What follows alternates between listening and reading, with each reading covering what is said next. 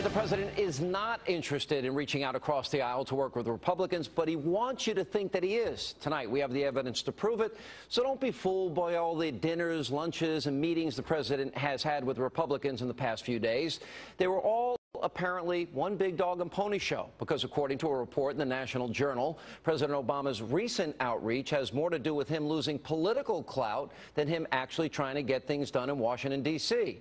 Now, in the article, an anonymous White House official is quoted as saying, quote, "This is a joke. We're wasting the president's time and ours." The aide also added, "I hope you all," meaning the media, "are happy because we're doing it for you." And today, the White House is attempting to deny the authenticity of that quote. Now, the New York Times is reporting exactly the same thing. The paper of record says, quote, "Aides say Mr. Obama will continue his outreach even if the phone calls and other overtures can feel fake to him," in the words of one associate. Fake? Join me now with reaction. Fox News contributor, editor of RedState.com, Erickson, and Fox News political analyst Juan Williams.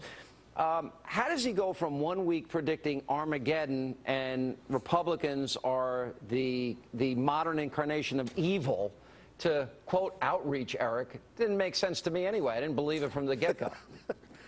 Look, it's all politics. He's tried to do it one way. Now he's zigzagging back the other way. His poll numbers are falling. The McClatchy poll and others have come out and said the public's not buying it. The public actually sided with Republicans on sequestration. So I guess he's desperate, and desperation makes you do photo ops. Yeah, pretty much. You know, let me ask you a question, Juan. Your party, we have $6 trillion in debt, 50 million Americans on food stamps, as I was discussing with Congressman Ryan. Let's see, the Senate plan, the first one in 4 years. Pretty amazing. Nice of them to jump in and do their job for once. First budget in 4 years, $1 trillion in new taxes. We still have nearly $1 trillion deficits as far as the eye can see. The president's telegraphing, he's late with his budget too. He's saying it's not going to get in balance. Why can't you guys, you know, stop robbing from future generations? Why do you have to steal from children's piggy banks? Why do you do that?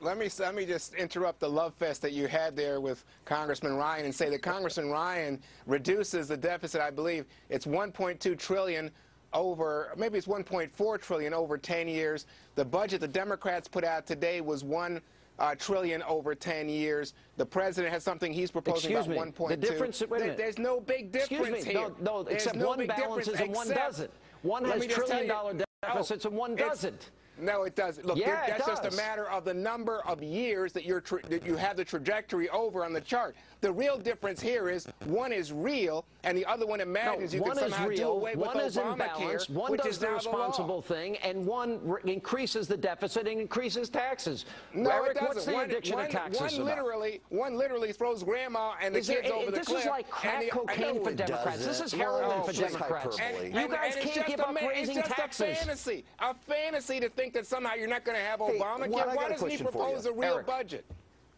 Yeah, Juan, I've got a question for you. Democrats can't seem to answer this question. If we gave Barack Obama what he wanted, his tax increases for $250,000 a year or more, we wouldn't even close this year's budget deficit. If we took 100% of the income of people who make $250,000 a year or more, we wouldn't close his own budget deficit. So what are they going to cut? What are they going to cut? They've already cut. I mean, even in terms of the 11 budget, what you saw, Erick, was the Congress and the president agree to significant budget cuts. Wait a minute, Medicare, the chain CPI, Social Security, these are real cuts. But again, I think that you guys are locked in a mindset that says, oh, you know what, we want specifically, did you cut the bologna here, or did you cut the steak over there? Juan, this is an important question. They want to raise taxes $1 trillion. They just got a tax increase 2 months ago. They want to, and we got the Obamacare tax. So we got 2 tax increases. Now they come back. They want $1 trillion in new taxes. Where are they going to cut? Tell me. Well, already they've said that they're going to cut in terms of entitlements, and I think you would be a champion of that because you believe in cuts, and we're talking about major entitlements, but Medicare, they're cutting the rate of growth. Social they're not actually Security. Cutting real cuts. All right, those aren't real cuts, Erick? All right, let me ask Erick a question. The rate of growth. Erick, the Republicans are going to spend 3.4% more every year. Every year they go up, they'll spend more money, 3.4% a year. Right. How can a Democrat like Obama, go out and he's already back to the same predictable, boring Alinsky talking points. He's a broken record that we're going to hurt the children. The granny ad is already out there. If you're spending more money every year, how do they call that a cut? I'm trying to figure out the math they use in D.C.